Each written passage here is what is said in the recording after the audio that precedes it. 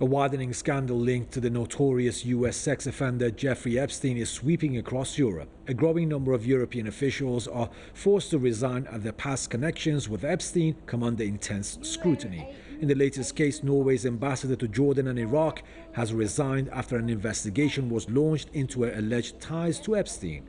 Norwegian media reported that Epstein, who died in 2019, left $10 million in his will to Mona Yule's two children.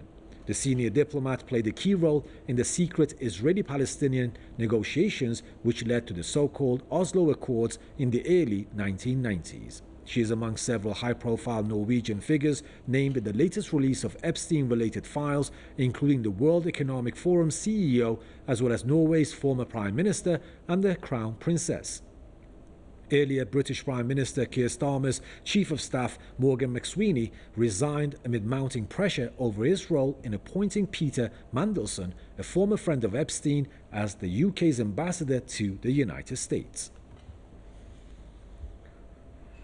Now, to get more insights, we are joined by Mr. Tony Gosling, historian and investigative journalist, joining us from Bristol, UK. Mr. Gosling, good to see you again. Mr. Gosling, is getting darker and darker as more is exposed, and now it's Europe's turn. But the question is why, and why now? Well, it's not getting darker at all. It's getting lighter and lighter. And the resignation of Morgan Mcsweeney today, this is someone that never gives interviews. People have hardly heard of him, but he's an extremely important character.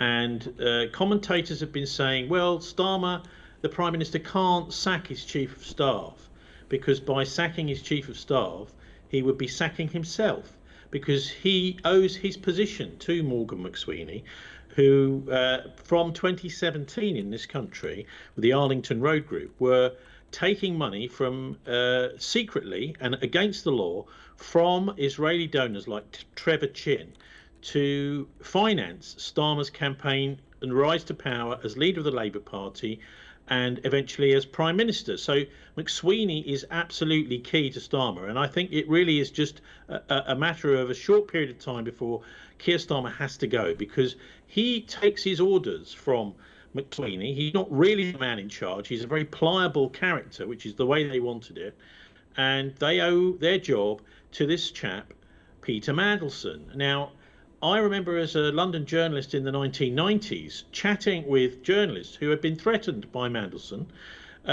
saying, well, if you print this, when they put an allegation to him, if you were to print that, I'll have you sacked. And this is the power that Mandelson had through the City of London and through financiers to actually get journalists removed from their jobs if they were critical of him and people who were his friends. So that's why they called him the Prince of Darkness. And the lady I spoke to was actually sacked from her job around about 2 weeks after. She didn't believe it was possible. So Mandelson has been doing this for a very long time, and also, of course, brokering the change in the Labour Party, which we'd seen. Traditionally, the Labour Party was pro-Palestinian and anti-Israeli, an anti-imperialist party. But Mcsweeney and Mandelson and Blair steered it round to become a pro-Israeli party. So I think that the news is very good, because I don't think Starmer can last very long with this latest sacking. And it's all because Mandelson was sending secret information, spying basically for the Mossad and for the Epstein, Ghislaine Maxwell organisation. And that is a very serious criminal offence for a government official to do that. It's called misconduct in public office, or malfeasance in this country, a serious crime which can mean up to life imprisonment for Mandelson. And that's on the basic evidence that's been released by Trump and the Epstein files. And Mr. Gosling, what else could we expect in the future in relation to the Epstein files? And also, Mr. Gosling, these are the very people that preach and talk about democracy and human rights, and it's been happening for decades. Well, let me tell you, it's a small clique, actually, financed by the Israel lobby in this country, the Labour Friends of Israel, and of course, with the Conservatives who are in power, the Conservative Friends of Israel, and Liberal Democrat Friends of Israel. So this is really good news, and I think in future we are likely to see a little bit more light shining into these dark corners because of the file release. Now the only real problem is the Israel lobby doesn't like losing, And so we may see a backlash from them of some sort, whether it's militarily on the ground, I'm not sure. But, I think they will at least try and fight back.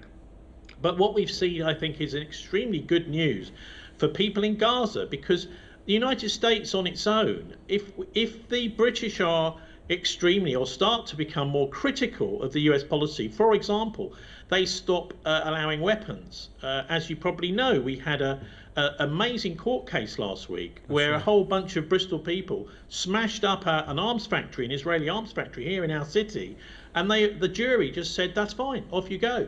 And they were, it's not a crime, and so they're now free.